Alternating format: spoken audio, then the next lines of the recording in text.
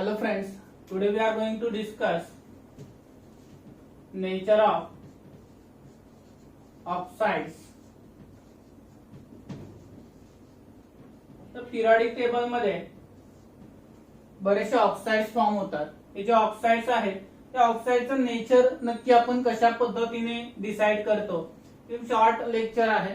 ठीक आहे, या लेक्चर मध्ये आपण वेगवेगळ्या प्रकारचे ऑक्साइड्स बघणार आहे आणि त्याचं नेचर कसं असतं ते बघणार आहे.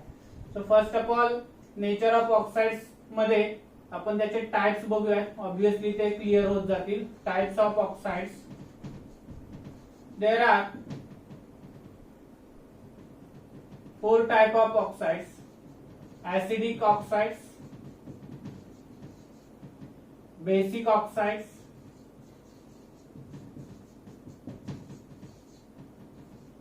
amphoteric oxides,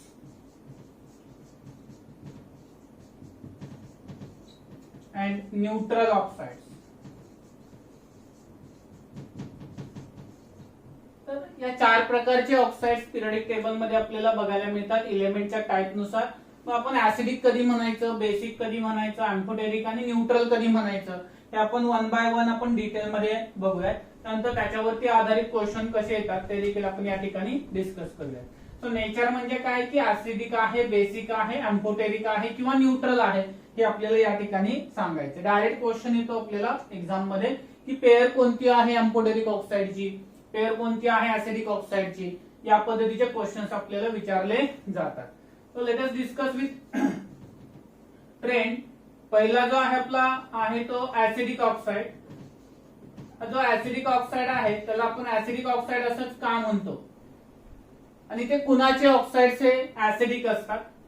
first of all असे एलिमेंट्स ज्यांचं वॉटर मधील सोल्युशन ऍसिडिक असतं, जे पाण्यामध्ये ऍड केल्यानंतर ऍसिडिक सोल्युशन फॉर्म करतात त्यांना आपण काय म्हणतो, ऍसिडिक ऑक्साइड्स असं म्हणतो. एखादं एक्झाम्पल आपल्याला आठवतंय का बघा की हे आपण इलेमेंट जो आहे तो पाण्यात टाकला तर त्या ठिकाणी ऍसिडिक सोल्युशन फॉर्म होतं. एखादं एक्झाम्पल, सिंगल एक्झाम्पल, समजा आपण Cl जो आहे ठीक आहे का इलेमेंट तो आपण पाण्यामध्ये ऍड केला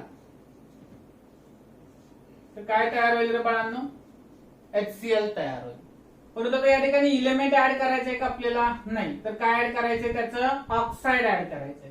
सो इलेमेंटचं कुठल्याही आपण ऑक्साइड घेतलं आणि ते जर पाण्यामध्ये टाकलं आणि त्याच्यापासून जर ऍसिडिक सोल्युशन मिळालं आपल्याला तर आपण काय म्हणू शकतो, त्या ठिकाणी नेचर त्याचं ऍसिडिक आहे. आपण एक्झाम्पल म्हणून बघूयात. CO2 घेऊयात. कार्बन हा इलेमेंट आहे, त्याचं ऑक्साइड घेतलं CO2, त्याचं ऍडिशन आपण वॉटर मध्ये केली तर आपल्याला या ठिकाणी H2CO3 मिळाला. बाळांनो नाव माहिती आहे सगळ्यांना, कार्बोनिक ऍसिड असं म्हणतो आपण. आणि कार्बोनिक ऍसिड जो आहे तो बाळांनो कसा आहे, ऑब्विसली नावातच ऍसिड आहे म्हणजे ऍसिडिक इन नेचर असणार आहे. Then if you add this water to the sulphur dioxide will obtain the H2SO3 which is again acid. Sulfurous acid is obtained. So असे इलेमेंट्स ज्यांचे ऑक्साइड्स वॉटर मध्ये add केल्यानंतर काय तयार होतं, ऍसिडिक सोल्युशन तयार होतं, त्यांना आपण काय म्हणतो, ऍसिडिक ऑक्साइड्स असं म्हणतो. Generally oxides of non metal are acidic in nature. जे नॉन मेटल्स आहेत त्यांच्या ऑक्साइड्स काय असतात बाळांनो, ऍसिडिक इन नेचर असतात. इथे बघा कार्बन हा नॉन मेटल आहे, सल्फर नॉन मेटल आहे. ठीक आहे, याचे जे ऑक्साइड्स आहेत नॉन मेटलचे ते कसे असतात, ऍसिडिक इन नेचर असतात. So what we can say regarding acidic oxide, काय सांगता येईल आपल्याला acidic oxide, the elements whose oxides on dissolving in water forms acidic solution are called acidic oxides. Generally oxides of non-metals are acidic in nature. Non-metal oxides काय असतात बाळांनो, acidic in nature असतात. Let's see another oxide, basic oxide. तो basic oxide कधी म्हणता येईल बाळांना आपल्याला? त्याला तुम्ही सांगू शकेल आता? थोडीशी आयडिया आली असेल आपल्याला. नॉन मेटलचे कसे आहेत? ऍसिडिक आहेत. म्हणजे मेटलचे कसे असणार? बेसिक असणार. अशा एलिमेंटचे ऑक्साइड्स जे पाण्यामध्ये ऍड केल्यानंतर बेसिक सोल्युशन फॉर्म करतात. बेसिकचा अर्थ, ऍसिडिकचा अर्थ माहितीये, पीएच ज्यांचा 7 पेक्षा जास्त आहे तो बेसिक, पीएच ज्या सोल्युशनचा 7 पेक्षा लेस आहे तो ऍसिडिक इन नेचर असणार आहे. एखादं एक्झाम्पल घेऊयात आपण. सोडियम ऑक्साईड घेतलं, मेटल ऑक्साईड पाण्यामध्ये ऍड केलं तर आपल्याला या ठिकाणी काय बघायला मिळेल? NaOH. NaOH is a strong base. PH काय असणार आहे? ग्रेटर दॅन 7 असणार आहे. So basic solution is obtain. Even we taken MgOH, MgO, added water to it, will obtain MgOH twice. तर या ठिकाणी जर बघितलं तर पुन्हा एकदा MgOH twice हा एक बेस आहे जो आपण अँटॅसिड्स असतात, ऍसिडिटी झाल्यानंतर इनो वगैरे खातो त्याच्यामध्ये ऍड केलेला असतं. तर हा जो बेस आहे तो देखील या ठिकाणी आपल्याला मिळतोय. म्हणजे ज्यावेळेस मी मेटल ऑक्साईड घेतोय ते पाण्यामध्ये ऍड करतोय त्यावेळेस मला जे सोल्युशन मिळतंय ते बेसिक मिळतंय. मग असे इलेमेंटचे ऑक्साइड्स जे वॉटर मध्ये ऍड केल्यानंतर बेसिक सोल्युशन प्रोड्यूस करतात त्यांना काय म्हणायचं बाळांनो? बेसिक ऑक्साइड असं म्हणायचं. ऑब्विसली पीएच हा ग्रेटर दॅन 7 असणार आहे. So we can make a conclusion. Generally oxides of metals are basic in nature. कुठल्या ऑक्साइड्स हे बेसिक इन नेचर असतात? Metal oxides are basic in nature. Then next amphoteric oxides. What are amphoteric oxides? Any idea? What is amphibians? Those lives in water as well as earth. म्हणजे काय म्हणतो आपण? Soil.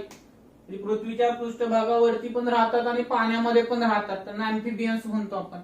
मग अशा ठिकाणी इथं काय असावं? अँफोटेरिक रिगार्डिंग त्याच्याशीच रिगार्डिंग शब्द आहे तसाच कन्सर्न आहे. जसं आपण म्हणलं होतं की ऍसिडिक म्हणजे नॉन मेटलचे ऑक्साइड्स, बेसिक म्हणजे मेटलचे ऑक्साइड्स, तसं अँफोटेरिक म्हणजे काय? तर जे ऍसिड आणि बेस या दोघांबरोबरही रिॲक्ट होऊ शकतात असे जे ऑक्साइड्स आहेत त्यांना आपण काय म्हणतो? अँफोटेरिक ऑक्साइड्स असं म्हणतो. तो third one is amphoteric oxides. Those oxides which reacts with acid as well as base to form salt are called amphoteric oxides.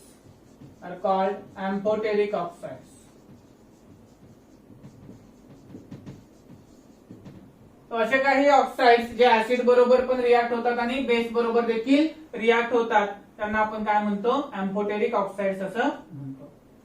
मग आता यानंतर याचं एक्झाम्पल बघूयात आपण की असं कुठलं ऑक्साइड आहे जे अँफोटेरिक आहे. ठीक आहे.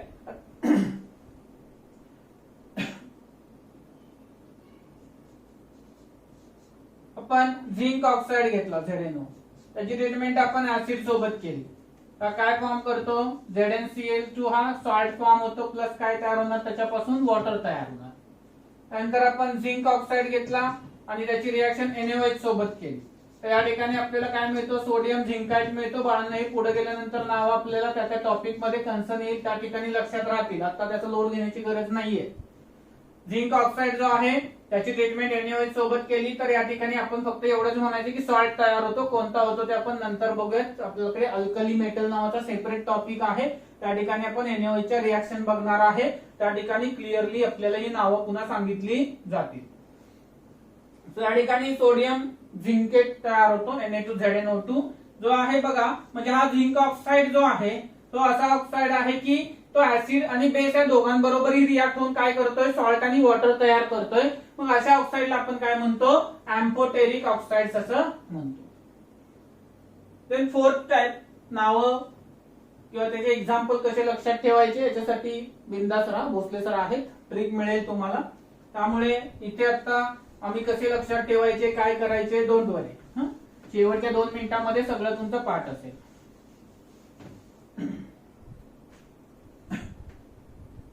Neutral oxides.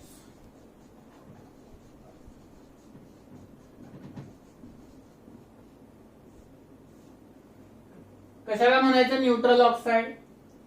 तर जो कुणाशीही सहजासहजी रिॲक्ट होत नाही, उदासीन असतो, इनर्ट असतो, अशा ऑक्साइड्सला आपण काय म्हणतो? न्यूट्रल ऑक्साइड्स असं म्हणतो.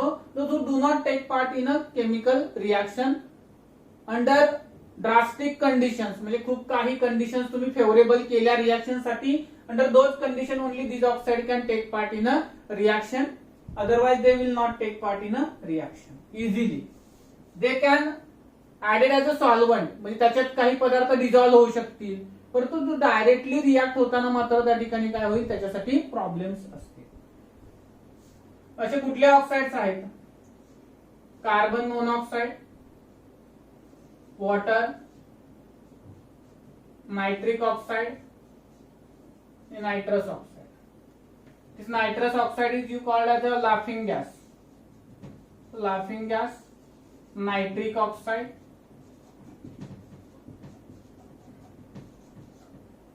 carbon monoxide,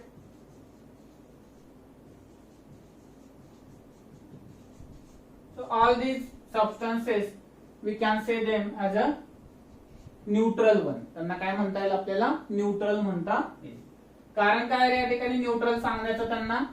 कारण ते इझिली रिॲक्ट होत नाही, कारण यांच्यामध्ये स्वतःमध्ये असणारं बॉन्डिंग हे फार स्ट्रॉंग असतं. वॉटर रिॲक्ट होतो, परंतु तो जास्त करून आपण सॉल्व्हंट म्हणून युटिलाइज करतो, त्याच्यामध्ये डिझॉल्विंग हा रोल जास्त असतो. पण बाकीचे जर बघितले तर हे कंपॅरेटिव्हली फारच इनर्ट असतात. These are examples. एवढे 4 एक्झाम्पल लक्षात ठेवायचे, बाकी कुठले एक्झाम्पल लक्षात ठेवायचे नाहीयेत आपल्याला. ठीक आहे. Carbon monoxide H2O. ठीक आहे, मी रिव्हिजन घेतो, त्यामध्ये आपल्याला लक्षात येईल. आता हे कसे लक्षात ठेवायचे सगळे? आता पहिला आपण बघितला होता की ऍसिडिक ऑक्साइड्स. ऍसिडिक. तर ऍसिडिक कुठले कुठले आहेत बाळांनो? तर बैंगन कहे नाना पाटेकर, बैंगन कहे नाना पाटेकर, उस, फिर, कल, बहर आएगी. In this sometime we can add silicon also. बैंगन कहे सीता नाना पाटेकर. तर आपण घेऊ शकतो समटाइम्स. सो या ठिकाणी boron, carbon, silicon, nitrogen, phosphorus, oxygen, sulphur, fluorine, chlorine, bromine, iodine. So these are the non metals. झालं क्लिअर? ऍसिडिक ऑक्साइड्स कुठले असणार? बैंगन कहे सीता और नाना पाटेकर, उस फिर कल बहर आएगी. या सगळ्यांचे ऑक्साइड्स हे कसे असणार बाळांनो? ऍसिडिक इन नेचर असणार. Then come to the part of neutral oxides. त्याच्यासाठी आपण काय सांगितलं? CO, NO, N2O, H2O. ठीक आहे, काय येणार बघा? CO, NO, N2O, H2O. तर या ठिकाणी आपण काय सांगू शकतो की CONO बघा एक सारखे CONO, N2O, H2O, CONO, N2O, H2O. तर या पद्धतीने आपण लक्षात ठेवू शकतो की हे न्यूट्रल ऑक्साइड्स आहेत. Then come to the part of amphoteric oxides. Amphoteric oxides अशी हिंट देणार आहे की आयुष्यामध्ये परत कधी एम्फोटेरिक ऑक्साइड विसरणार नाही तुम्ही. आता सगळेजण कोरोना व्हायरसच्या अगेन्स्ट फाईट करतायत, ठीक आहे का? तर असंच आपण ही देवाकडे प्रार्थना करतो, त्याच्याशी रिलेटेड स्टेटमेंट आहे बघा. सब जन की आस सुनने प्रभु आएंगे बेटा, प्रभु आएंगे बेटा गाओ. मंदिरात एक मुलगा आहे आणि पंडितजी त्याला सांगतायत बाबा सगळ्यांचं ऐकायला देव येईल, तू गा भजन कीर्तन. रिमेक्स नाही, गाणं गायला सांगितले, कुठलं कीर्तन किंवा देवाची भक्ती करायला सांगितलेले आहे. सब फॉर SB जन की फॉर झिंक, आस फॉर आर्सेनिक, शून्य फॉर एसएन, प्रभु आएंगे फॉर एल्युमिनियम, बेटा फॉर बेरिलियम, गाव फॉर गॅलियम. Okay, clear. तो या सगळ्याचे ऑक्साइड्स कसे असणार बाळांनो? Amphoteric in nature. All these oxides are amphoteric in nature. कुठले कुठले? सब, एंटीमनी, जनकी, झिंक, शून्य, एसएन, प्रभु, पीबी, आएंगे, एल्युमिनियम, बेटा, बेरिलियम, गाओ, gallium. So all these oxides are amphoteric in nature. कसे आहेत बाळांनो? एम्फोटेरिक इन नेचर आहेत. मग राहिलेले सगळे काय असणार? Basic in nature. बेसिक कोणाचे असणार? सगळे मेटल्स जे आहेत, ऑल मेटल राहिलेले त्यांचे काय असणार? बेसिक इन नेचर असणार. आता याचा ट्रेंड जो आहे पिरियडिक टेबल मध्ये तो कशा पद्धतीने आहे तो आपण डिस्कस करूया. याच्या आधी आपण मेटॅलिक आणि नॉन मेटॅलिक कॅरेक्टर बाळांनो डिस्कस केलेलं होतं. त्याचा ट्रेंड जर आठवत असेल तर मनातल्या मनामध्ये मला सांगा तुम्ही. मला पोहोचेल तुमचं म्हणणं काय आहे ते इथपर्यंत. अलॉंग द पिरियड काय येतो बाळांनो? Metallic character. Metallic character period मध्ये डिक्रीज होत जातं. म्हणजे इथे कोण आहेत? स्ट्रॉंग मेटल्स आहेत. इकडून हा ट्रेंड कमी होऊन कुणाकडे जातो? आपण नॉन मेटल्स कडे जातो. आणि इकडे down the group metallic character काय होतं बाळांनो? इन्क्रीज होतं. मेटॅलिक कॅरेक्टर इन्क्रीज होतं. म्हणजे इकडे सुद्धा काय आहे? मेटल्सच आहेत तुमचे. स्टार्टिंग विथ द, इकडे आपण जर गेलो पी ब्लॉक मध्ये तर इथे सुरुवातीला वर कोण मिळतात आपल्याला? Non metals. आणि त्याच्यापासून आपण डाऊन द ग्रुप गेलो तर आपल्याला इकडे कोण मिळतात? मेटल्स मिळतात. आपले जे सलमान खान आहे आपला, त्याच्याकडे सगळे मेटल्स आहेत. जी आपली दीपिका आहे तिच्याकडे सगळे मेटल्स आहेत. फरहानकडे सगळे मेटल्स आहेत. सो त्या सगळ्यांचे ऑक्साईड कसे असणार? बेसिक असणार. एक्सेप्ट जे एम्फोटेरिकचे सांगितले ते सोडून बाकी सगळे असणार. इकडे गेलात तुम्ही तर आपले जे ट्रेंड आहे त्याच्यामध्ये इथं आलं आपण पहिल्यांदा बैंगन, आलू, गाजर इन थाली. तर तो थाली आणि इंडियम जो आहे, इंडियम आणि थालियम हे मेटल्स आहेत. त्याच्यानंतर कहे सीताजी, कहे सीता जी सुने प्रभू. तो सुने प्रभू जे आहेत हे दोघही एम्फोटेरिक आहेत. त्यामध्ये मेटॅलिक मध्ये कन्सिडर करणार नाही आपण. इकडे म्हणलं होतं नाही पडोसन आने से सब बिगडे. सब पुन्हा कशामध्ये? एम्फोटेरिक मध्ये आहे. बिगडे बिस्मथ हा मेटल येणार तुमचा. उससे टिपो तर टेलोरियम आणि पोलोनियम हे तुमचे मेटल्स मध्ये येणार. तिकडे टेलोरियम हा मेटॅलॉइड मध्ये येतो, पोलोनियम हा मेटल येईल तुमचा. इकडे ॲस्टॅटिन फक्त आहे जो तुमचा metallic character, slight metallic character दाखवेल. तर अशा पद्धतीने डाऊन द ग्रुप गेलो तर मेटॅलिक कॅरेक्टर पी मध्ये फक्त नॉन मेटल टू मेटल जातो आपण डाऊन द ग्रुप. एवढं लक्षात ठेवा. Non metal to metallic character. इकडे एस ब्लॉक आहे आपला तो पूर्ण कुणाचा आहे? मेटलचा आहे. डी ब्लॉक जो आहे तो पूर्ण कुणाचा आहे? मेटलचा आहे. एफ ब्लॉक जो आहे तो पूर्ण कुणाचा आहे? मेटलचा आहे. त्यातले एम्फोटेरिक बाजूला काढा. तुम्हाला सगळे कुठले मिळतील? मेटल्स मिळतील. ते सगळे बेसिक इन नेचर असतील. मग आता मला सांगा पिरियड मध्ये left to right metallic character काय झालं? डिक्रीज झालं. म्हणजेच बेसिक कॅरेक्टर काय झालं रे बाळांनो? बेसिक नेचर ऑफ ऑक्साइड काय होत जाणार? Basic nature of oxide. Metals are basic in nature. Metal character जर कमी होत गेलं तर बेसिक नेचर ऑफ ऑक्साइड काय होणार? डिक्रीज होणार. कुठे? Left to right. आणि डाऊन द ग्रुप काय होणार रे? Basic nature of oxide. कारण मेटॅलिक कॅरेक्टर वाढतंय बेसिक नेचर, त्यामुळे डाऊन द ग्रुप काय होणार? इन्क्रीज होणार. Down the group increases, left to right decreases. ठीक आहे. आता त्याच्या विरुद्ध इकडे आपण बघितलं तर नॉन मेटॅलिक कॅरेक्टर जे आहे ते लेफ्ट टू राईट वाढत जातं. म्हणजे ऍसिडिक नेचर काय होणार? लेफ्ट टू राईट बाळांनो इन्क्रीज होणार. आणि non metallic character down the group काय होतं? कमी होतं. म्हणजे acidic nature down the group काय होणार? कमी होणार. आता फक्त 4च ओळींमध्ये इथे आपण हे सांगूयात. लेफ्ट टू राईट आणि डाऊन द ग्रुप मध्ये ऍसिडिक नेचर आणि बेसिक नेचर. पिरियडिक टेबल डोळ्यासमोर असू द्या फक्त. Acidic nature increases left to right, that is in period, decreases top to bottom. Basic nature increases top to bottom, decreases left to right. In very short scenario is there. Acidic nature आणि basic नेचरचा trend जो आहे periodic table मधला. Amphoteric तुम्हाला माहित आहे, सब जन की आज सुनने प्रभु आएंगे बेटा गाओ, so that is amphoteric in nature. बाकी neutral CO NO N2O H2O, CO NO N2O H2O. So all these are the neutral oxides. Then remaining acidic मध्ये सांगितलेलं आहे की बैंगन कहे सीताजी और सीता नाना पाटेकर, उस फिर कल बहर आएगी. So that are the non-metals and they will show the acidic character. बाकी सगळे metals आहेत, they will show basic character of oxides. Then down the group metallic character increases, therefore basic nature of oxide increases. Left to right non-metallic character increases, therefore acidic nature of the oxide increases. आता या ठिकाणी बऱ्याच books मध्ये आपल्याला हा trend किंवा ही property इथे explain केलेली नाहीये, परंतु याचा पुढे प्रॉब्लेम होतो म्हणून मध्येच मी इंटरमिडिएट ही प्रॉपर्टी एक्स्ट्रा या ठिकाणी डिस्कस केलेली आहे तुमच्याशी. त्याच्यावर एक्झाम्पल कसे पडतात बघा. Which of the following pair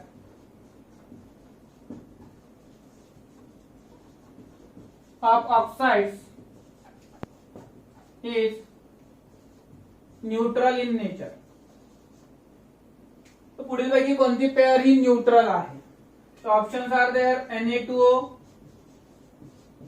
CO, CO, NO, CO, NO2, H2O, NO2. So which pair is neutral in nature? So as we all know, CO and NO are neutral in nature. Then similar type of question will be there. Which of the following pair of oxide is amphoteric in nature? Which of the following pair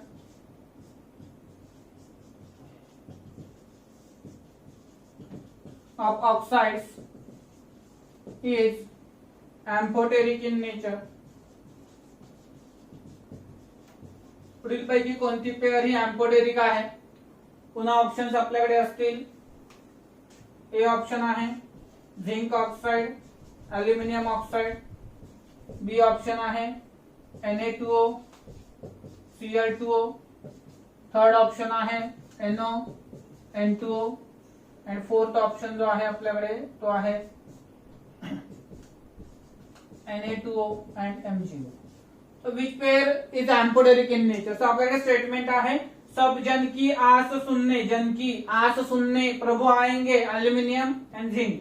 so these are the pairs which are amphoteric in nature. ही pair आहे, this is the pair which is amphoteric in nature.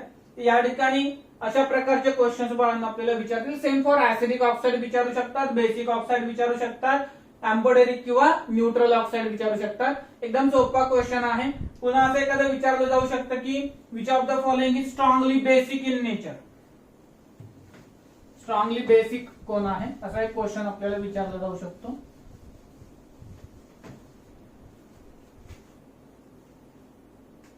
Option असतील आपल्याकडे Na2O, K2O, Rb2O and CS2O. आता हे जे सगळे oxides आहे जे बाळांना कुठून कुठे ट्रेंड केला यांचा डाऊन द ग्रुप गेलेला आहे. मग अशा केसमध्ये आपल्याला विचारलेलं की स्ट्रॉंगली बेसिक कोण आहे? तर down the group metallic character काय होत गेलं बाळांनो? इन्क्रीज होत गेलेला आहे. त्यामुळे स्ट्रॉंगली बेसिक नेचर कोणाचं येणार त्याच्यामध्ये? तो डाऊन असणार आहे सगळ्यात. लीना, करे, रबसे, ओके, रबसे सीजियम. तर down the group basic character काय होत गेले? नेचर ऑफ बेसिक ऑक्साइड काय होत गेलेलं आहे? इन्क्रीज होत गेलेला आहे. त्यामुळे या ठिकाणी सीजियम ऑक्साइड जो आहे तो काय असणार बाळांनो? मोर बेसिक इन नेचर असणार. असाच क्वेश्चन लेफ्ट टू राईट मध्ये विचारला जाऊ शकतो.